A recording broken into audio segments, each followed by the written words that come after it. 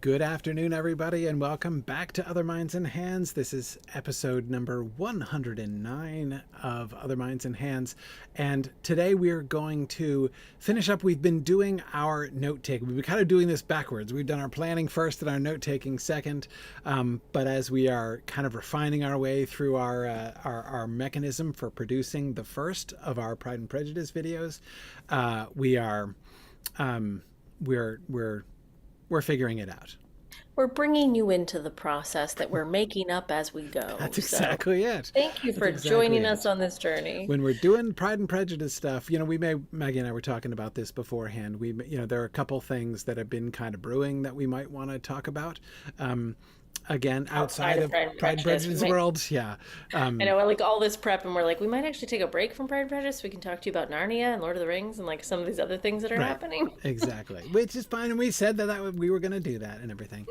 But today we're going to continue work on video one of our Pride and Prejudice series and video series that we are going to be creating here with you, that we shall continue to create with you.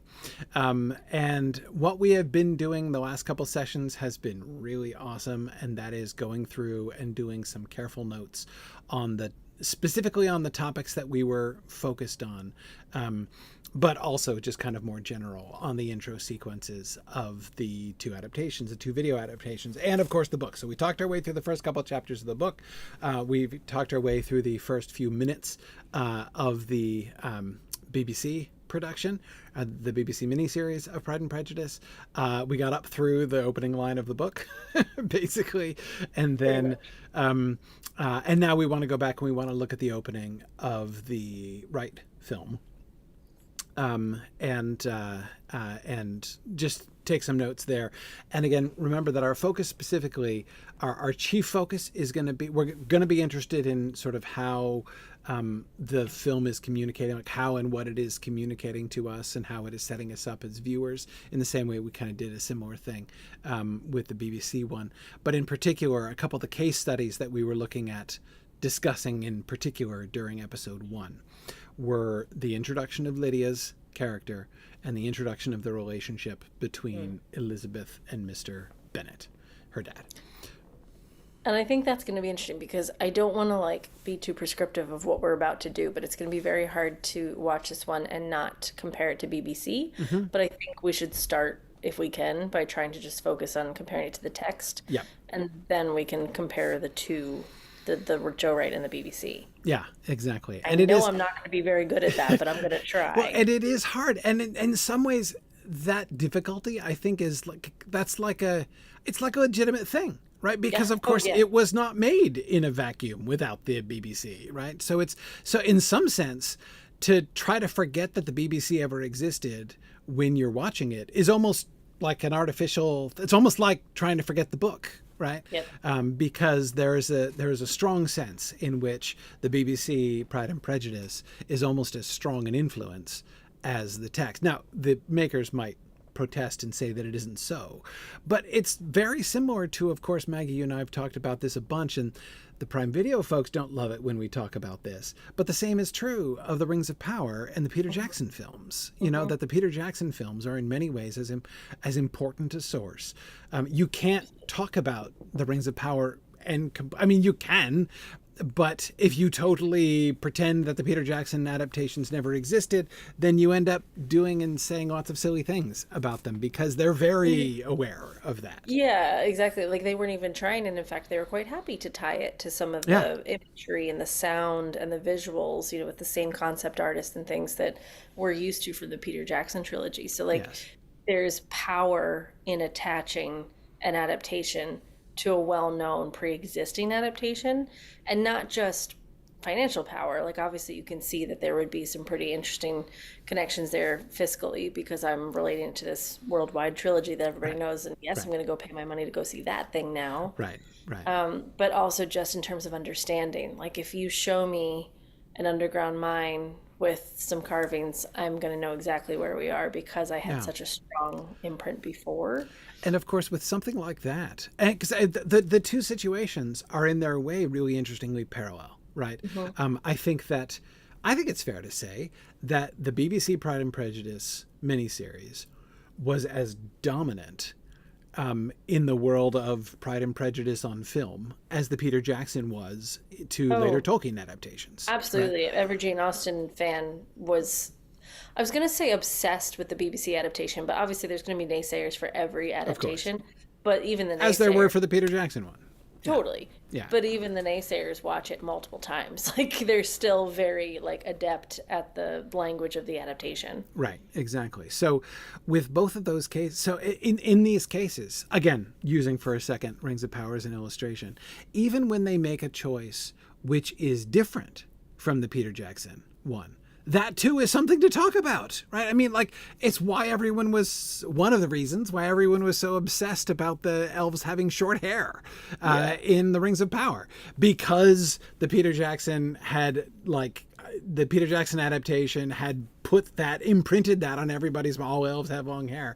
And I know there are other people who have it imprinted on their minds for, like, because of things that they see in the text or reason in the text, and I get that, and it's fine. But the majority of people, like, their mental picture of elves having long hair was established by the Peter Jackson adaptation, and any deviation from that felt weird to them, right? So even in a moment like that, where they're not like attempting to tie, even when they're trying not to tie to the Peter Jackson, it's still relevant, right? The Peter Jackson was still relevant, and so again, we're going to find, so yeah, in some ways, it's not even quite fair to the Wright film to try to ignore that the Pride and Prejudice existed. But this is to say, I still, though, agree, like, thinking about its relationship with the text. As an exercise, where we have to start, because we're talking about adapting text. So, like, as an exercise, you kind of have to start with the words from the story. How are we putting that on screen? But how are we putting that on screen? That process is very much influenced by the things around it. Yeah. So, like, the words are still important, but maybe we're going to connect some of the visuals to this thing that we're familiar with from before. And of course, we have to we will be remembering also, because I think we'll see right away some really interesting impact of. We were talking recently about the context. Right, how this film that we're going to be talking about was an American theatrical release compared to a BBC miniseries, and what that means as far as difference in audience, as far as difference in expectations, as far as difference in assumptions about the audience and what the audience is bringing to the production and everything. So it's and I think I think we'll have opportunity to see some of those things potentially factoring in right away. But okay, without further preamble, are you ready to get started? I think we go straight into it. Okay. Let's do it. All right, here we go. I gotta cue it up. Hang on.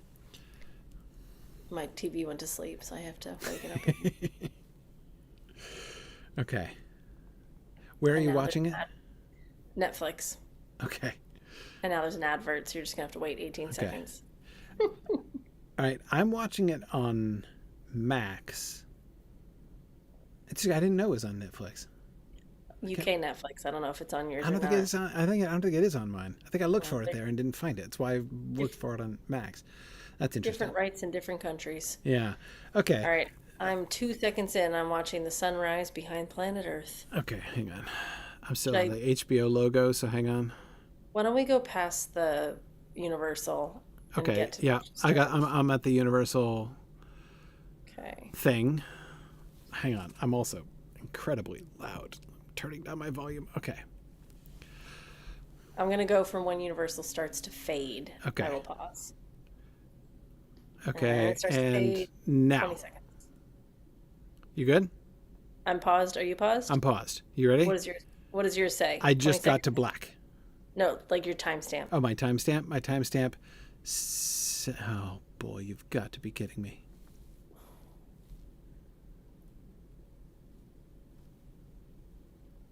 It's all right. We can go off of visual cues instead of timestamps. Yeah, it's not showing me a timestamp. Oh, that's helpful. Max's app is not helpful in that regard. It shows me that. I'm at black. Okay. When you say pause, just tell me what you're seeing, just so we're making sure we're close to each other. I will. Yeah, I know it's hard. I know this is an unfortunate side effect of broadcasting this on Twitch and YouTube, is that we can't show the thing. We can't actually watch it together and show it out. So we're trying to cumbrously coordinate our separate devices, and also you guys can't actually see it. So if you have a copy of the recording, if you can, again, I'm seeing it on HBO Max, Maggie's seeing it on UK Netflix. Then if you can queue up the films, this is the Keira Knightley film.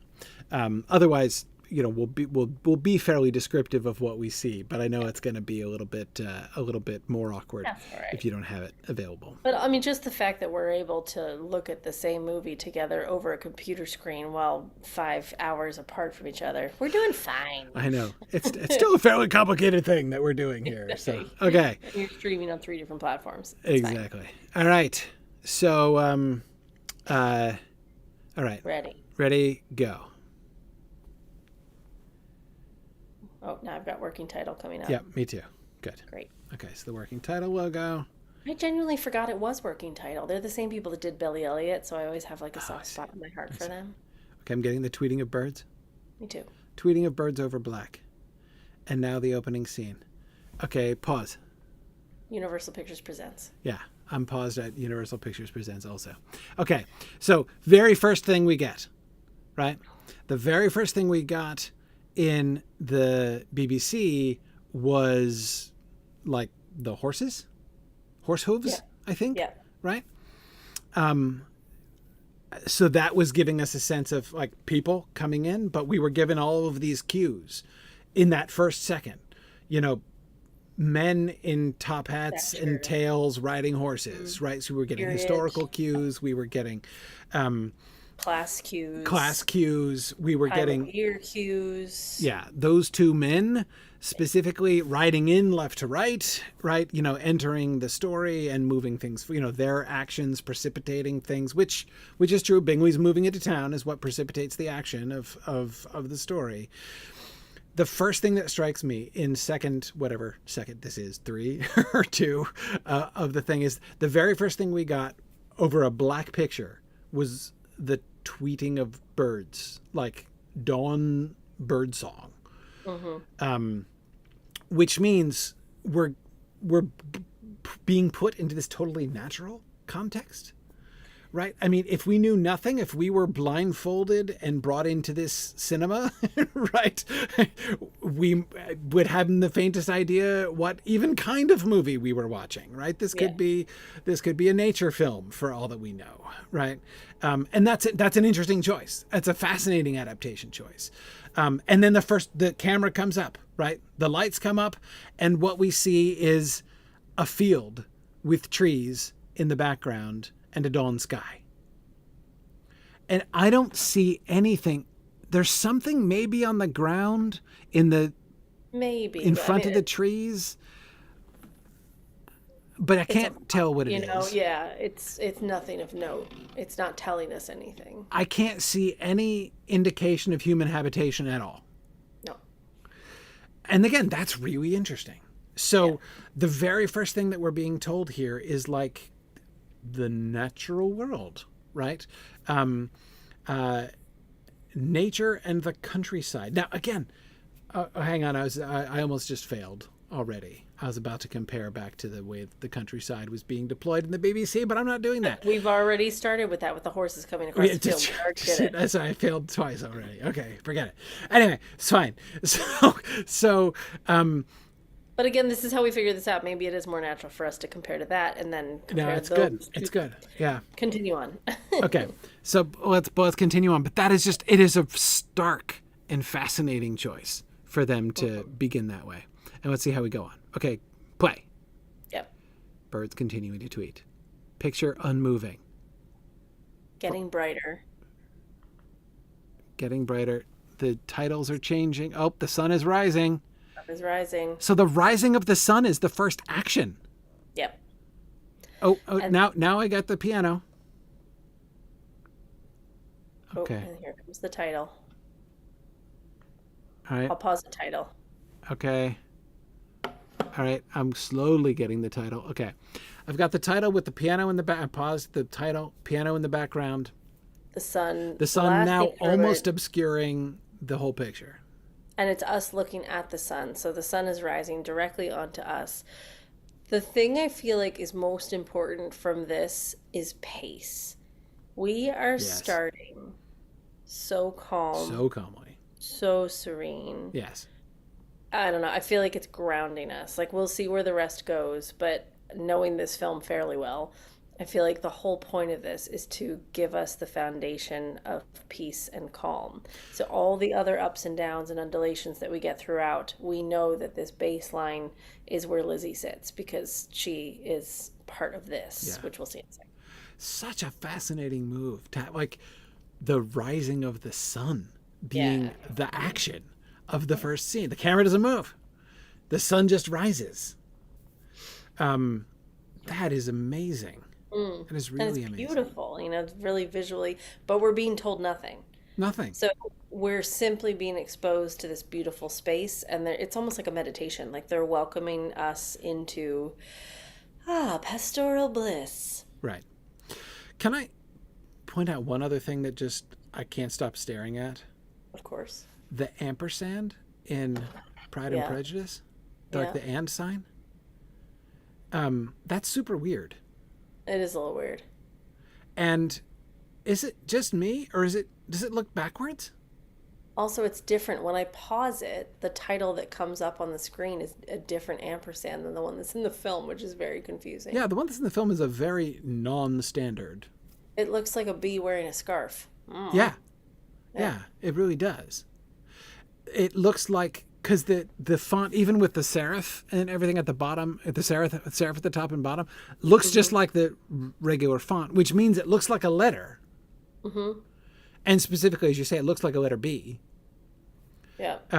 But it's facing the wrong direction. That is weird. And, I mean, if I saw that thing in any other context, I would have no idea what it meant. I would never guess that it was an and sign. I'm just trying to look at like shot composition and everything else. We're really getting nothing else. Like we have a beautiful rule of thirds. We have a horizontal line and a horizontal line cutting across the center. And then we have that big tree in the middle. Big tree in the middle. Spreading really into lovely thirds. shot. Yeah. And then the sun coming in from the top left. I mean, that's kind of like an entry space where we're going from top left to bottom right. And the way you can see the rays of the sun. Mm-hmm. Drawing our eye down to the earth, but also kind of blinding us. Like we can't see much, and then the words are revealed. So there's a stepping into the sunshine, stepping into the light, a bit of a revelation, a bit of a reveal, but we know nothing yet. Nothing at all. A reveal of what? Nothing at all. And yeah, I don't know what to make of that weird ampersand thing, but ampersand. It's weird. It's weird. It's also, I will say, the other thing that strikes me, the words are not balanced visually on the screen. It's the only thing that's not in balance in the screen. I have to go back. Like the weird ampersand is the middle, but it's not the middle. Now, of course, the words Pride and Prejudice are not the same length, so you would expect on that. Either. Yeah, no, it's balanced on either side. It's not offset, but it's because of the way the ampersand is drawing my eye that it feels like it's offset to the left. It's not centered.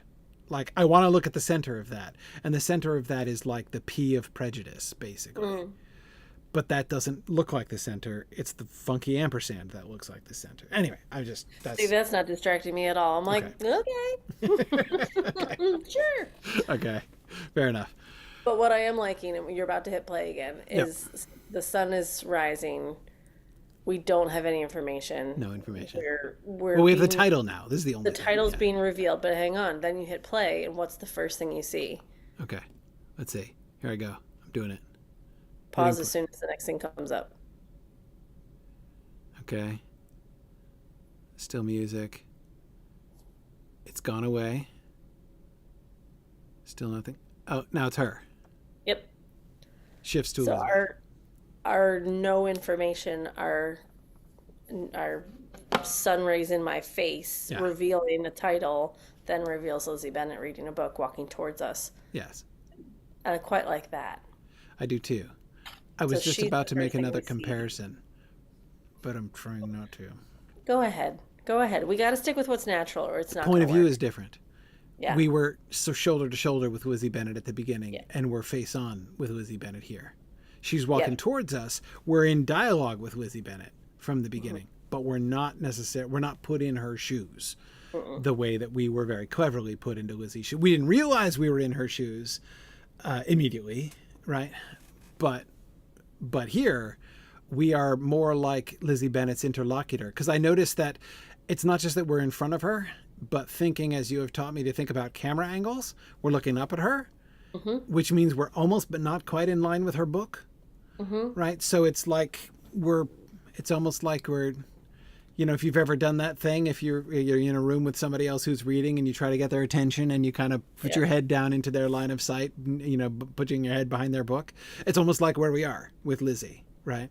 So it's not even that we're like, look, because if we were looking at her front on, we would just be seeing her looking down at her book. Right. We're seeing her full face, almost her full face, because we're looking up at her. So we're square on, but we're not quite, it's not like we're at conversational posture with her. Exactly. No, and that is kind of revealing because if we were straight on, we might not see the book depending on the height of where we were. Yes. So the fact that we're slightly lower, we get the full reveal of her face, which is very important because we're taking in her. She's the only thing that's being revealed right now. So, like, we need to absorb the face that is in front of us. But she's fully absorbed in the thing in front of her. So Yes. that angle gives us the text, gives us the book. And then we get to see, oh, she's in this beautiful space, but she's not at all focused on the beautiful space. Her head is in the book. Yes. I love the fact that the sun, which was such a focus in that first shot, is like right behind her head. Now it's like the sun rays are like, We even get a lens flare like on Yeah. her hair. yeah, that's exactly where I'm stopped at, exactly on the lens flare. On the lens flare. Yeah. Yeah. I keep taking it forward and then back, so I'm kind of like between like 120 and 135. Okay. Yeah, and I am still not getting a timestamp, sadly. Oh, sorry. Uh, If anybody's following along, I'll give you timestamps. Thank you. Yeah, I'm gonna. Come on, HBO Max, people do better. Anyway, yeah. So it's not quite. I mean, it's not like it's creating like a halo effect. The sun is higher now. Like it's not just barely above the trees like it was before. The sun is shining down on her head a little bit. Like I think it's above the shot, the sun here now, but it's still right behind her, right? And so we're. That's the sun is our direct connection, and especially the way that it cuts to her coming straight towards us, right? As if she's coming out of that sun that was looking straight at us in the first shot. It's a lovely composed shot as well with the tree line completely diagonal cut across the frame. Yeah. So that coming from top right to bottom left with her smack in the middle, that's a really lovely device to give us a nice perspective of her. Yeah. Yeah, I like her fully absorbed in a text, sun rising. Now we get an over the shoulder shot. Close your book, happy girl. Like she's just as calm and peaceful as we've been invited to be from the opening moment. Again, we're only a minute and 38 in, but that includes opening credits, so I'm guessing we're like a minute and 10 seconds in.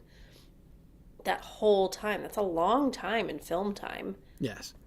To have no words, no action, one subject, slow pace, on, reading a book.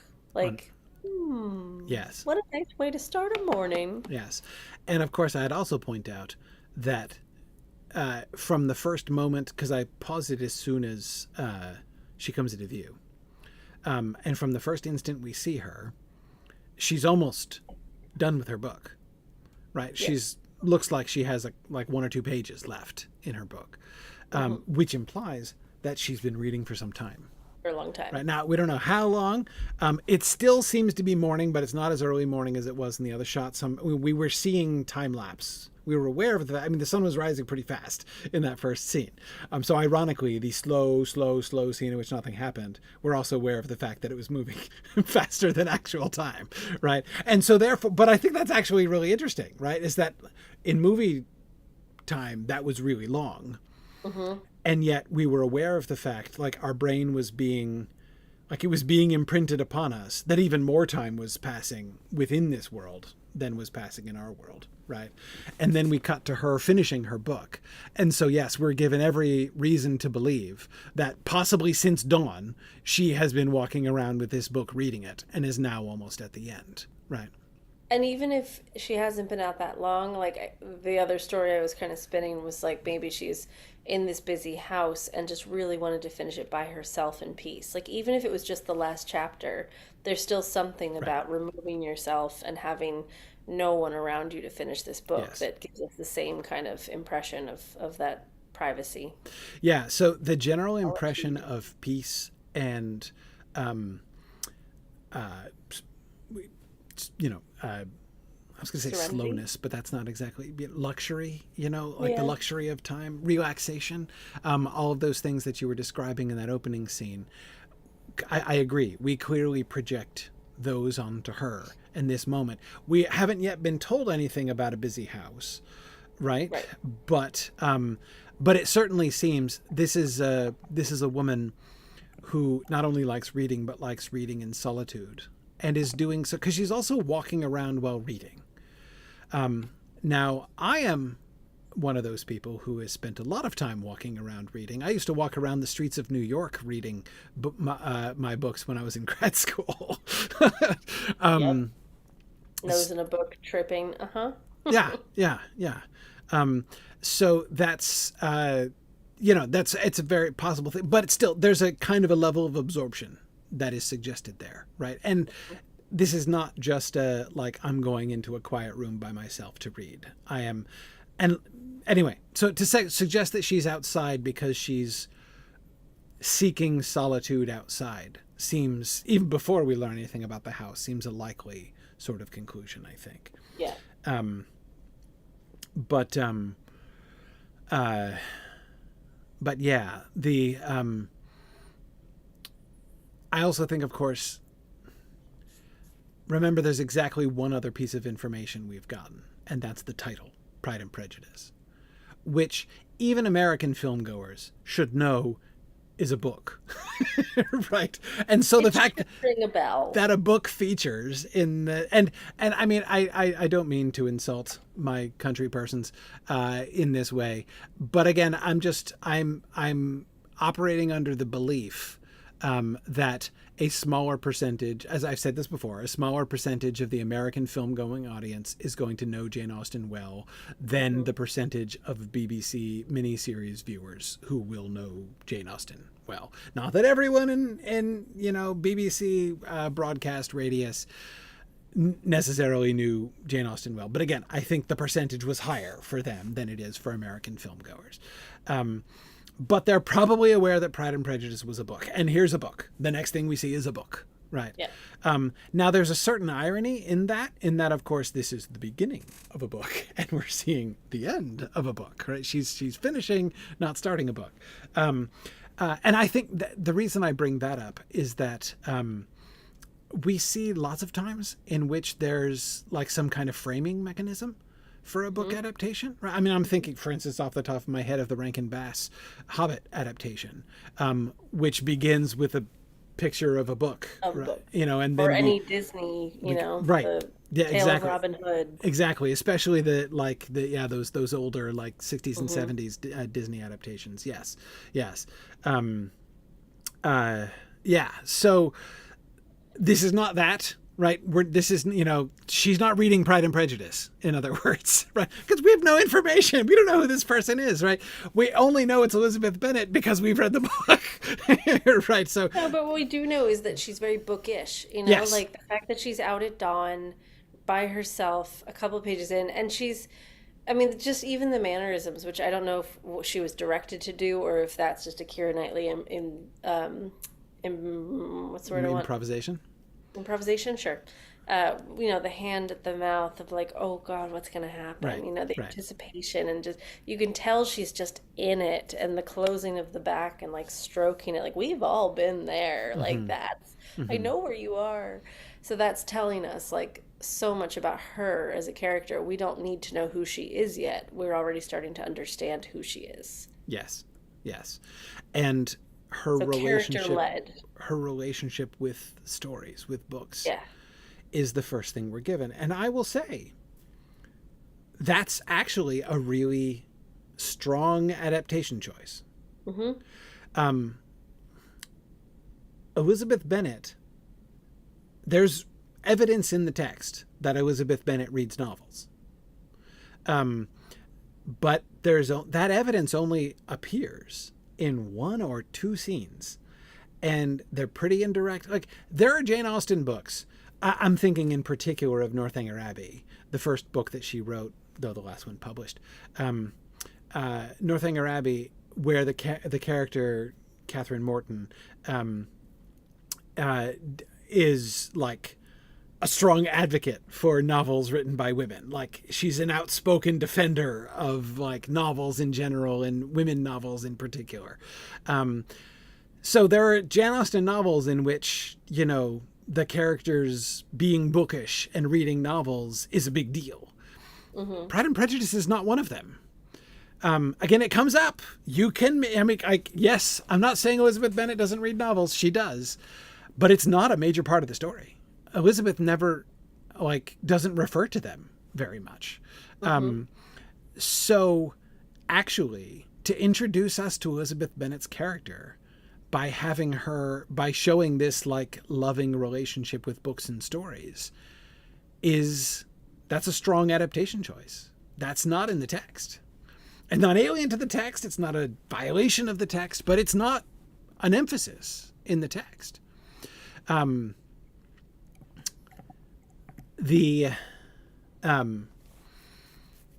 Yeah.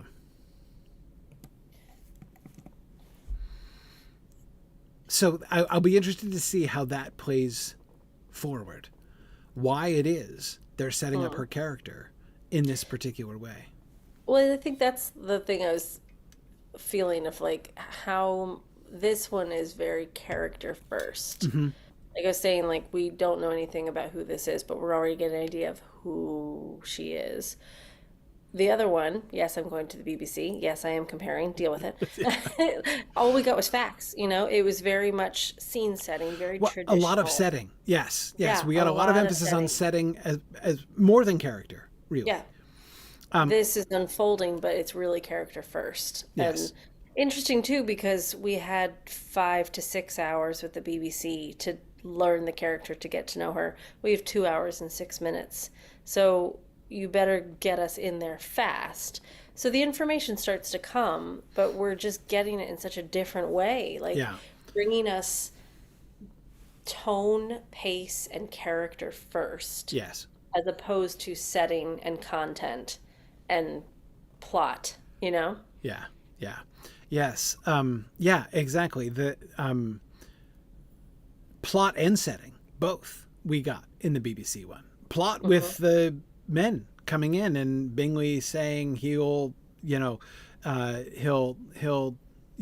talk to his solicitor directly about taking the house. Bingley came in and made a decision, the decision which starts the plot going. Bingley is moving into the neighborhood, right? So did we get character? Yes. I mean, we talked about the things that we could learn about Bingley and Darcy and their relationship by how they were depicted and how they rode their horses and everything else, right? And yes, we see something about Elizabeth by the look on her face when she's watching them gallop across, right? By her skipping as she goes down the road, even like the proximity and comfort with which she passes near the horses and everything. And then of course we get the thing with her dad through the window and everything. So it's not that we get no character. We do get character, but so much emphasis is placed on setting primarily and plot even perhaps secondarily. And we've had so much information in that one. So much information. And somehow giving us so little information on this one is just as powerful in a very different way, Yes. you know? Yes. So I feel like it's a really good example of two different tacks of adaptation. Is you get one very plot, very detailed, here's the information that they need to know. It's an info dump, but a visual info dump. Yeah. This is like setting the space, like welcoming us in, showing us the room, and then we'll see what play unfolds before us. Yeah, it's also it's more about it's something you just said. It's more about how it makes us feel than what it makes us think. Yeah. Like for instance, anyone who's ever been to the UK, like when Elizabeth Bennet goes skipping down that road and you see the farmland opening up, I mean, it looks like English countryside. We can't tell. This could be Pennsylvania, right? Yeah. I mean, this could be New Zealand. This could, I mean, like this could be almost anywhere. It's not distinctive. There's been nothing whereas again, we were getting distinctive English countryside because again, we were getting setting, right? We were getting, English farmland in the spring on a, English manor, small English manor house on a well-to-do English English farmland, right? Here, And even, sorry, let you nothing. finish. No, I was gonna say here we got nothing. We don't know where it is. It's just trees and sun and grass. And like maybe if you pause it, you can see that her book is in English, so that might give you a clue. Maybe. But like BBC, we have tops and tails and corsets and manor houses. Like we Yeah. know where we are. I can't even, from this first, again, I froze it like the instant I recognized, like the instant the scenes changed. So I haven't even gotten to her closing the book. But we can't even tell from the scene that I'm looking at. I can't even tell from her dress what period Exactly. she's in. I was She gonna could be say, like, anywhere. that dress could very much be in fashion now, you know? Like Yes. it's not a giveaway. It's not a giveaway. At least, again, the openings. It's whereas like he was wearing a bonnet. When we first saw her in the BBC, we had bonnets and top hats and tails. And even the hairstyle. I mean, in Yes. the bonnet, her hair was perfectly curled and pinned and pressed. And Yes. this Yes. is wild. Like, this is a messy ponytail I would have at 7 a.m. while finishing my book outside. Yeah, exactly. Yeah. Exactly. So I do think that now, again, this is one example that I was going to point to of the difference in context, right? The appeal of this. But though that's interesting, like you could appeal to an American audience by being like, cast yourself to like the English countryside of your imagination, right? The escape from your normal daily life into something that you can immediately perceive is different. But in any case, like it's the choices they seem to be making, from the very, very first impressions here, are to make it of more universal appeal. Like imagine, we want you to connect this to yourself, not to be leaving yourself, and entering into a new, a different place or historical period. We can't even tell from the book.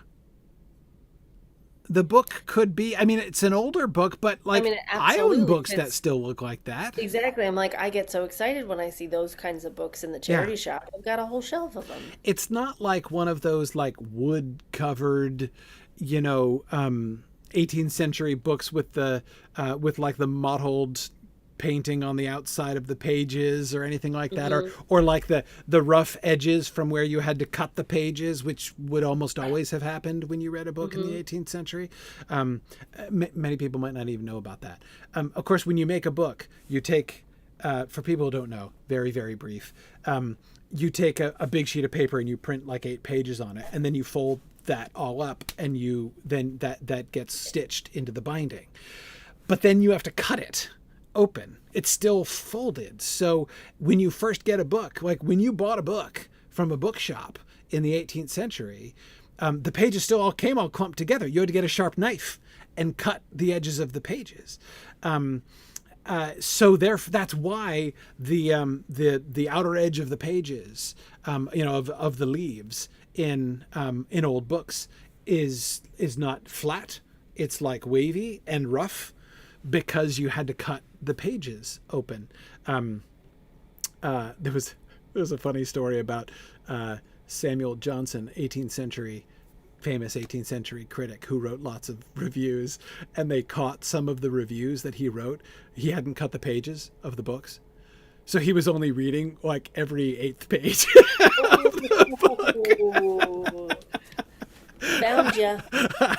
Yeah. Anyway, but yeah, exactly, Phil. That's how you knew you'd got an original copy, because you had to cut the pages yourself. I mean, it was like breaking the freshness seal on your book, essentially. Anyway, the point is that's not there, right? So anybody who knows anything about 18th century books, that does not look like an 18th century book. It's old enough that you can't prove it. Like, you have to know a lot about books to be like, that isn't an 18th century book. But again, it doesn't place you in time is the point.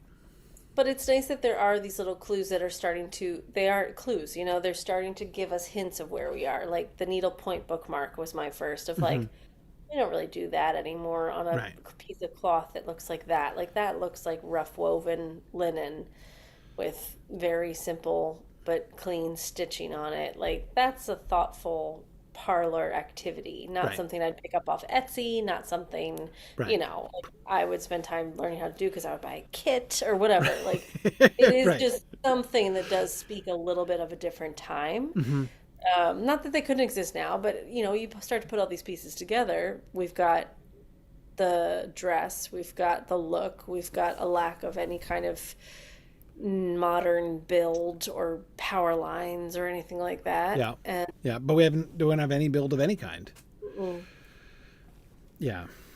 right. But interesting also that we have no suggestion of class. With BBC we had a very nice outfit, a very clear space. We have no jewelry, we have a simple brown dress. We have time and leisure. Very simple, as you said, very simple hair. Like no one has worked on her hair. Well, I mean, I'm sure actually obviously they did. They have carefully worked on her hair for the film, but she has been carefully worked upon to look like nobody has worked on her hair, essentially. Yeah. Just as I'm sure she's been very carefully made up to look like she's not wearing makeup. I know. I think her makeup is beautiful because it's so like you wouldn't think it was there, but it is. Yeah. No, exactly. She rolled out of bed like this. She has been very carefully made to appear like she just rolled out of bed like this. Is exactly right. Okay, I'm going to catch up with you a little bit. I'm going to go through the closing of the book here. Okay, I'll rewind it to that.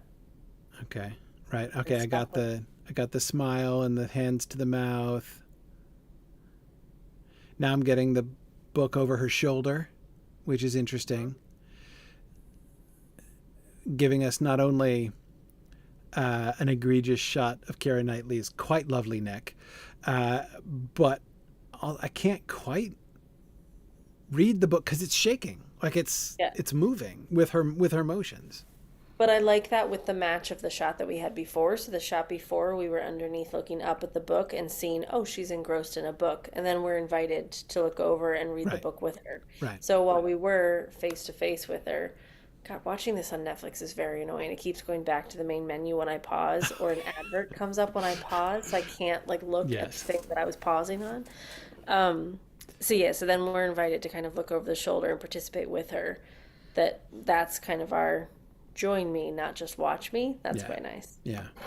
No, the two Phil's making fun of us that we've just gotten to the closing of the book and we're like an hour into our discussion. First of all, that is a reflection of how far in again, it's been, if you're sitting in the theater, you're in, what's the timestamp now? 1:30, and that doesn't even count so ever since the bird song started, essentially we're like a minute 30 in, and there's still not been a single line of dialogue. There was with Bingley and Darcy, but anyway, there's still not been a single word of dialogue or much of any indication of anything.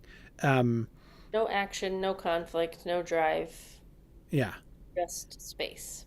just space. Um, I no, so there's already two huge take homes. Like I don't want to like leap to these very firm conclusions right away just from the first minute, but I love that what you said about this being character driven feels exactly right. Like especially as you say, the way that we're now shifting to looking over her shoulder, now we're alongside her, but it's not the same as the juxtaposition, like where we were seeing what Elizabeth saw. Mm-hmm. The way that established that, the way that kind of framed Elizabeth as the viewer, it framed Elizabeth as the point of view, right, of the BBC one.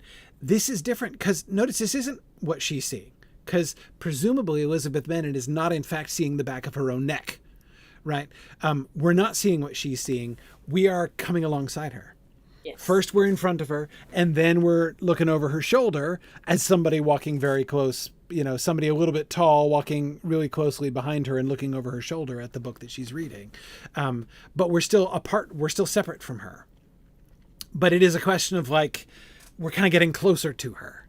Mm-hmm. And it's like where I'm feeling as a viewer invited in a thus far not a creepy voyeuristic way, but I'm invited, like I'm watching her. We're watching her. We're not stalking her yet, but we're looking at her. We're on the journey with her. Yes, yeah. Exactly. But again, on the journey with her, but we're not side by side. She is the center point of our view. So again, we're not looking with her, we're looking at her. And we're looking at what she's doing, but we're still looking at her. She's still in the foreground. They could have shot that with just the book, as if we were looking through her eyes. But instead we get her neck. Not only, I think, because Keira Knightley has a very beautiful neck, but also because, again, it reminds us she's there in the frame. Like, we're seeing her in the frame. We're being reminded that it's her that we're looking at. Yeah. So character-driven, but then also the ambiguity of setting. Not only are they not fixating on setting, presenting us with setting, perhaps I should say, in a more neutral way, in the way that the BBC was. They seem to be actively resisting setting. And I never noticed that before about this adaptation. I think that's both of those things I think are really, really interesting. Shall we carry on? I've got her fingers on the back of the book. We shall. I really want to, can I do just like a talk through visual for the next like 5 seconds? Yeah. Because I've watched it a few times now just while we were talking of like, oh, wow, there's some cool stuff going on. Yeah, do it. So I'm going to hit play and then you talk. Yeah, so I'm going to go to, I had to take it back. Right when she starts descending the stairs? The ladder? Hang on, I went too far back now. I'm looking at Pride and Prejudice. Okay.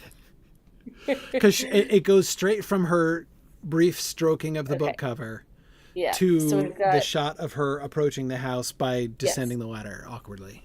And so what I was looking at was camera. So we've got, I'm pausing at her on the ladder, stepping down. So we've got her, camera is a steady cam, like a handy cam. So it's moving when we are looking at her with the book, but it's pretty steady. It's very much on her.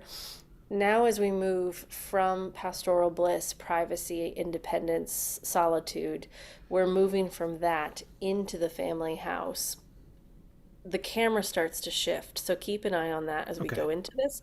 But as we go from that camera movement, she's crossing an actual precipice from solitude and pastoral bliss into the family house.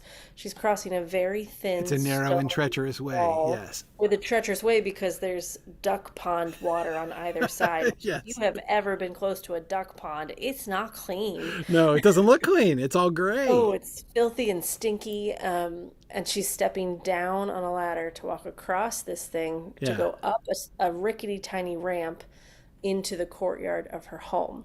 So and by the way, I've still seen houses in England that look just like that. Oh, yeah, there's one down the street. This still does not prove it's in the 18th or 19th century. No. Yeah.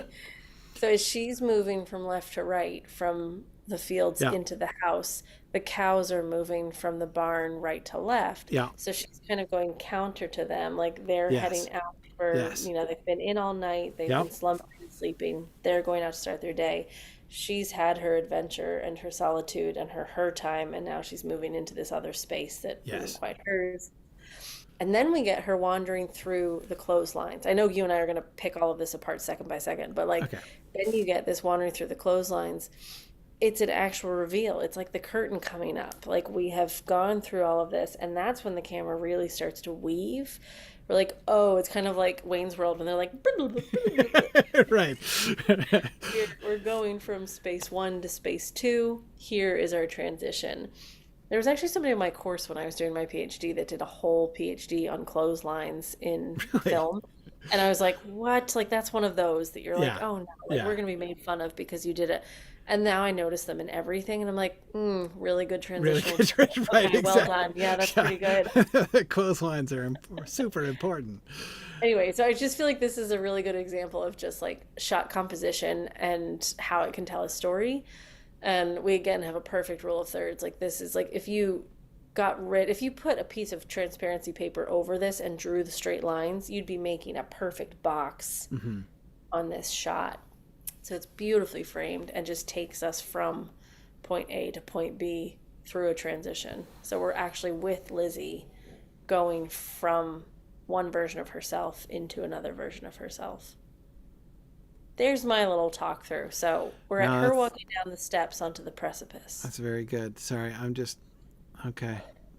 I was just looking. I was just peeking ahead. I'm gonna go back. Okay, I got the clothesline. Oh yeah, the curtain. The way it obscures the whole camera. Yeah. Yeah. And it starts steady as she walks across the precipice. And then it's like in front of her, it winds behind a curtain. It goes around Yeah. a piece of fabric. There's one blowing the And then she complete just leaves the frame. picture, and the camera And then the leaves her camera's, behind. yep.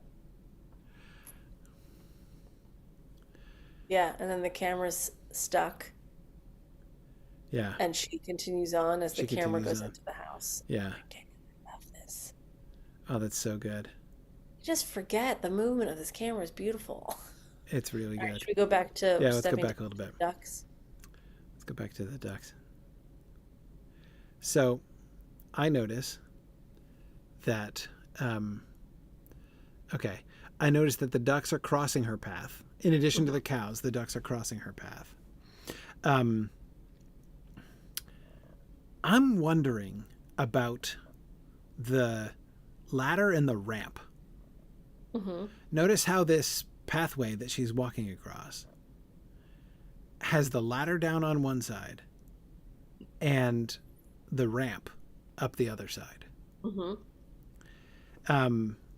Which, again, thinking as you're talking about the way that this shot shows her moving from like the wild and solitary sphere into the domestic sphere, and that seems clear with the trees. Like you've got the big dark tree on the left hand side of the shot, right? That's where she's come from, the woods that she's come from, and the right side of the shot is all house And like and the yard. manicured bush, like an Yes. English garden. Yeah. Yeah. Oh yeah, yeah. I didn't even notice the bush, but yeah, you got Yeah. the trimmed bush and the wild tree. Yeah, yeah. So she's moving from the wild to the domestic, and she's on this narrow path. I say it's like a dangerous path that goes in between the two of them, but it's an asymmetrical path. That's what I'm talking about the ladder and the ramp. Like to get down into that transitional zone, the duck pond being the transitional zone, she's got to go down this ladder facing forward, which forward. is like super risky, right? I mean, clearly she's comfortable doing it, but if you've ever Especially gone in a down a long- ladder that way, like Especially in that's a long skirt. yes, exactly, like that's non-trivial activity. And then there's the very gentle ramp, the long and like the slope of that ramp is really, really gentle, right? So I don't know what to make of that, but that asymmetry feels important, especially since it also seems to reflect this shot isn't quite in perfect thirds.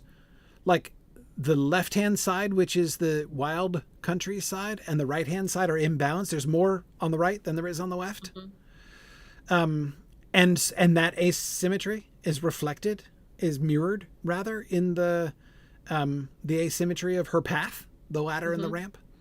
Again, I don't know exactly what to make of it, but I feel like No, it's just nice to point out, and these are the kinds of cues that you're like, none of this is an accident. We have to think about this.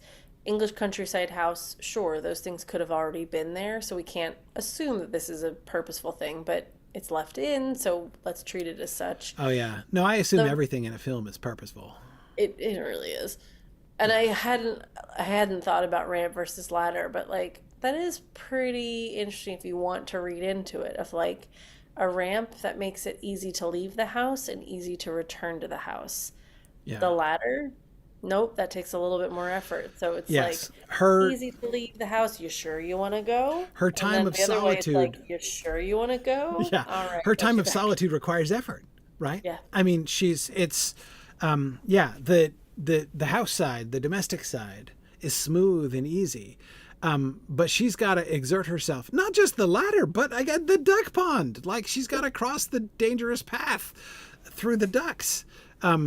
While the ducks are crossing her path, like it's not even, there's traffic on the dangerous path. And then weaving through the fabric and not Yeah. stepping on a chicken and And I would add, these aren't even ducks, they're geese. Oh, are they? Yeah, these are geese. Yeah. These are geese, which is a big deal. Because if anyone has ever had geese, geese are freaking terrifying, by They're the way. mean. They are mean. I Geese are had one mean. chase me on a horse before. I was Yes. on horseback and it chased me. So, like, to walk across this path with geese there that Yeah. might, like, take offense at you walking through and try to knock you off the path at any moment because geese are like that. I mean, hey, like, it's dangerous. She's got it. I feel like that, whether the impression that we're being given is of walls and barriers between her domestic self and her private self, or whether it's that sense of like transgression of her leaving the domestic sphere. That's the one I feel stronger about, where it's like, I think Phil even said it, this is a path that nobody else is likely to want to use, so she gets her privacy. Yes, but it also sets her apart as willing to take that path. Like Jane wouldn't be caught dead on that path. Mary doesn't give a damn what they think of Right, that path. right. Mary reads, but is not going to cross that path in order to read. Yeah, Yeah. yeah, But the fact that she's, very comfortable and adept at taking this path means that we know she does this often. This is something she's chosen. Maybe she even put the ramp down there to allow herself an easy access to it. Or yeah, yeah, yeah. I mean, it's obvious that. I mean, I say it's obvious. It's fairly obvious. This is a shortcut, right? yeah, Presumably, there's a longer and easier way around, and she's taken the shortcut. But we're not shown the easier way around, so that's not part of the presentation. It doesn't scream shortcut. It's just presumably that's why she did it. But okay. Anyway, all right. So if we move forward, then as she's crossing, and the terrifying ducks are crossing in front of her, though mind they're not acting terrifyingly. I just have been around ducks, and we so know. I've learned caution. So when she's walking through the clothes, Definitely getting it. I'm 157, about to go into the house past the laundry lines. Like, now we're really getting an idea of time, though. We have servants in the background. uh-huh. They are wearing bonnets. They are Okay, you're right. with wooden buckets. I mean, I think so. The clotheslines potentially, like, okay, that's not my normal are world, old. right? Right. Like, I mean, my Pigs are Amish old, the neighbors linens use a are lot of old. clotheslines, but like, that's becoming less. Like, it's less 21st century, right? The clotheslines already. I agree. I think the bonnet on that service. I'm frozen with the servants in the background and the chickens. The white cap, the white cloth cap Yeah. on the servant in the background.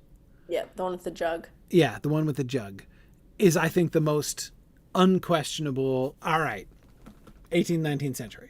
And the white apron. And the white it's apron, like the yeah. cap and the apron, because that's what helped. That's what the service. That's what the put servants on. wear in the 18th Yeah. and 19th century. Yeah, yeah. I think that's the very first clear, unequivocally clear hint that we've gotten about the time frame that we're in. I still don't think her dress proves anything.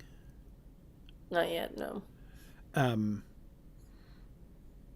But all of it's setting us up. Like, I don't think they're trying to trick us by not no, showing it. and I don't mean it as a criticism. It's just showing us that that's not the important focal point. no, and if anything, it's been a focal point not to try to hide it. They're not trying to deceive anybody, but they're not Trump again. Like top hats and tails in the opening shots of the BBC, right? Like they didn't necessarily have to be wearing top hats, but they were wearing top hats, right? So like, yes, the BBC was going out of its way to trumpet the time frame and the class markers. We're not getting either of those. Now, the existence of servants is a little bit of a class marker, but even there, like quite, poor people still sometimes had servants who came in to help with domestic chores. So it's not, that doesn't even prove that she's rich exactly. Like that line when Mr. Collins comes and she says, we're perfectly capable of keeping a cook. Like how dare you presume that we can't have a cook? Yes, yes, exactly. So no, it is the beginning of it. My point is, it's not nearly as strong a class marker as the BBC one was. Okay, so. I was going to say something else about the chickens. I forget about the chickens. The free range poultry, and has also that's been another interesting thing that this is the third. We had the cows, we had the geese, and now we have the chickens, right? Again, compared to Jennifer Ewey's mare and foal horses, right? That we saw were the only animals that we saw. In the BBC. Of course, I also know one reason why we're continually comparing to the BBC and not to the book, because like in the BBC, we haven't gotten to the book yet. That's true. Right? Like we're still pre-sentence 1 of the book here. Right. And that's a really worthwhile thing to notice. Point out. Right? Absolutely. That the both of these film adaptations are starting with establishment sequences. They're establishing different things in different ways, but they're starting with they're pre-gaming, right? With this early information that they're given before we get any clear hint at the plot. The BBC gave us a hint in that we know that Bingley was thinking of renting that big house he was looking at in the distance, right? Yep. So that's the one hint we get of plot. But rather that seems more to me like a promissory note of a plot to come rather than an actual plot yet, right? Yeah. Information dump. Yep. Exactly. Whereas here we're still information dumping, but we're not getting a plot yet. There's no hint of there's not even any indirect hints at the plot. Yeah. I was going ahead. Okay. I cheated. I went ahead to see where we were going. I'm like, oh, this is fun. Okay. So she's walking around the house. Okay, hang on a second. There's another thing that we've learned before we say goodbye to Elizabeth, or before she walks off this screen. There's a lot of laundry. There's a lot of laundry. There's laundry around 2 sides of this house. And some of it's very fancy lace, so it's clearly the White's day. It's clearly White's day, and there's clearly girls who live here. Mm-hmm. And the quantity of laundry might suggest to us that there are a large number of people who live here. Yeah, this is, I think, the first hint we've gotten. Yeah, and there's not like undergarments and stuff. It's like tablecloths and bed linens or something. It's just big square sheets, but then a lot of lace stuff. So even that, if you do start to think about it, you're like, well, it's a lot of sheets. To wash a sheet in this day would surely be a luxury. And if it's tablecloths, then that means that they host dinners. So like there's certain things that you can kind of already twig just from having that amount of laundry out. Larger household, for sure. Mm-hmm. Yeah. Okay. And now I've got Elizabeth just passing in front of the doorway. Now we're at the doorway. We pause very briefly. Now we're zooming in. We're zooming in, and I'm seeing the back of someone whom I, of course, suspect of being Mary, because I've read the book, so that's okay. I can guess. I see somebody sitting at the pianoforte, so it's almost certainly Mary. And notice the camera, we're stepping up as we step into the house. The camera rises up. I did miss that. us walking into the room to actually view. So we've lost Lizzie. She's not our guide. We're on our own entering into this house, but we have no space. It's like a ghost walking through. Like Yes. nobody's avoiding us, nobody's touching us. We're floating along with it. Like the movement of this scene is just great because the camera doesn't stop moving, but the girls come into view. Mary stays stationary. The dog comes in and even leaves the room in a second. Like there's just a lot of movement happening that brings us through the house. So it is an info dump, but in the most like peaceful river kind of a way. And I'm saying Yes. river because there is still a lot of activity, like it's a bubbling brook kind of Yes. vibe. But we're just drawn through the house and we just get to take in what is there. As opposed to, here I am, BBC, as opposed to the BBC one where you hear the natter and you hear the frustration and you can feel the tension. This is more like a bustling household awaking into the day. I It is a just different tone. I just But realized yeah, this has been diegetic music all along. yeah, That didn't beautiful. even strike me until we came down the hall and paused behind Mary while she's playing. And And then there all of a she sudden is. I'm like, "Oh, that's the piano music we've been And hearing." why it's so soft when we're outside because we're starting to pick it up. So if you don't know diegetic and non-diegetic, diegetic is part of the film. So Yes. like we are seeing something that is actually happening. Mary is Yes. playing this music and we hear it as we approach the house. Non-diegetic is a score put on over top of it that doesn't have anything to do with what's happening in the story. It's just Right. So at first it sounds like just a score. Like we're yeah, hearing a piano score behind the sunset initially, and then Lizzie reading after that, and then but now we come in and we find actually no, it's been Mary playing the piano the whole time. It's not been it's not just been a soundtrack. It's been right. diegetic music from the start. Um, and yeah, we do. So the other thing about the point of view of the camera. Ooh, dear, we're about out of time, I aren't we? know. I was like, where do I want to stop us? We're almost out of time, but this It's is okay. so fun. Of It's okay. We'll continue. course we will. But the point of view of the camera.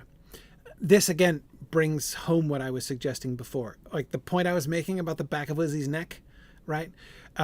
We were always outside of Lizzie, where that was not clear. Again, our point of view and Lizzie's point of view were deliberately confused in the BBC in order to emphasize to us Lizzie is the frame.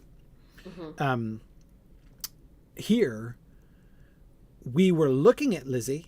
She was the focus of our attention while she was reading and then while she was walking across.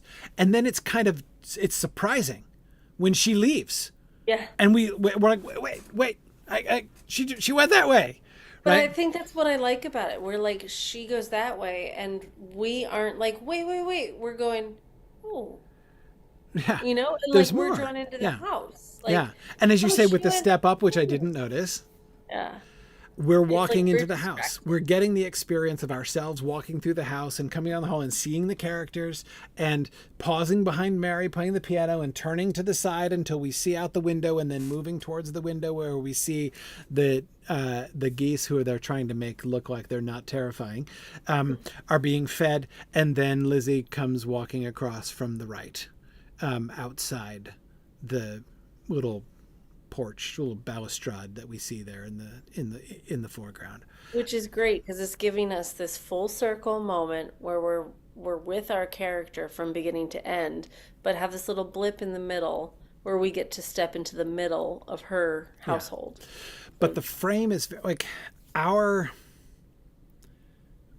how do I want to say our integrity as viewers is maintained. That is, we have a clear Yeah. sense of our own presence here. Hmm.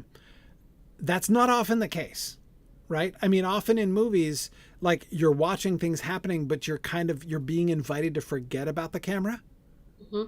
right? Like just imagining that you're there, seeing everything happen somehow, like you're kind of perched in a corner, Hmm. seeing everything happening, and you're not supposed to ask how are you seeing this any more, or from what angle you're seeing this, any more than you're supposed to be asking where does that music come from or where is the light coming from, right? Hmm. That's part of the kind of illusion that you're expected to go along with. Just as, by the way, in a book, when you're reading a book with a third person narrator, you're usually expected to not ask the question, who's talking and how do they know all this? Right? Sometimes you're given a narrative frame. Right. It might be, maybe it's a first person frame. Maybe it's a third person frame, like Tolkien provides one, with the authors of his texts and stuff. Though that doesn't always appear right away. Like we know that The Hobbit is written by Bilbo, but we don't even suspect that until the last chapter when we come across Bilbo beginning to write his memoirs in the last chapter of the book. And then it's like, oh, so this book was his book all along. Right. But we didn't know that and had no way of knowing that. But here, especially, I'm thinking of that step up in particular. We are being invited to imagine that we are physically there walking through the house. Yeah. We, the viewers, are characters in this story in a way which is uncommon. No matter how cool the swoopy camera motions might be, we're not normally invited to imagine that we are physically ourselves walking and seeing through everything. But this absolutely does give us that. And I think that shot from the back of Lizzie's neck was our first indicator, because that looked exactly like it would look if you were standing right behind her, right, trying to peek over her shoulder and see what she was reading. It's a very West Wing Aaron Sorkin thing where like you're asking us to walk through the scene with these people and be part of the action. But this is so gentle, you almost don't notice it. You're just kind of quietly swept into the motion. And I was just watching the motion again, and like we have that beautiful step up and the movement of the sisters, but the dog also carries through the whole thing. So we see the dog come down through the room, out the door, and then as we turn back outside and see the geese and Lizzie come around, the dog trots across. Right. So think about filming that, like just the logistics. Yes. So it's not an accident that the dog was kind of our conduit to move us through the space. Right. And Lizzie was moving through the space as we were moving through the space. Like all these things help paint this beautiful picture like brushstrokes. Even that sense of space is not normal. Like we don't know. Again, thinking of the BBC one, right? We got Lizzie walking around the house outside. That gave us a little bit of a sense of space. Then we see through the window into Mr. Bennet's study, right? But it's like Mr. Bennet's study, Lizzie through the window. Mr. Bennet's study, Lizzie through the window.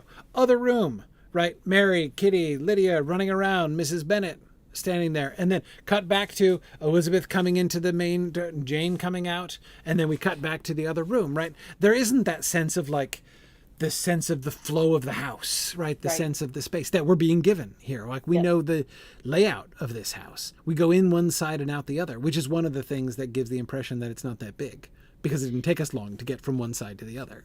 And we're ending in a minute, but like also the perfect segue, because then the only point that we do see a room separated is after Lizzie steps up to come back into the house.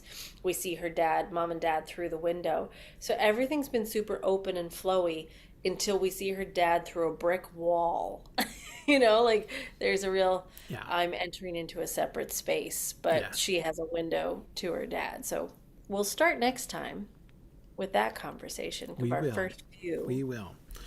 We will. But I feel like I understand this adaptation so much better already. Like this has been enormously helpful. So one of the take-home lessons of today is when you're trying to understand an adaptation, watch the first couple minutes really, really carefully. Really, really slow. It will give you lots of clues, lots of cues for how to understand what they're trying to do. There are so many things that I understand better now after these first 2 minutes. Isn't that a pleasant surprise? Yeah, very So cool. next time we will talk about other things. We want to talk about Lord of the Rings video game, Narnia, a few other bits that have come up. There's some recent news that we want to sort of discuss a little bit. But we might tap back into this, or we might leave it for another week. We'll see. Yeah. If we have time, we'll see how long we could talk about Lord of the Rings and Narnia. I doubt that'll take too long. No. Brilliant. All right. Alrighty. Thanks, gang. Thanks, everybody. we will see you guys next week. Should be here next week as far as I know. So See. very good. Thanks, everybody. Bye now.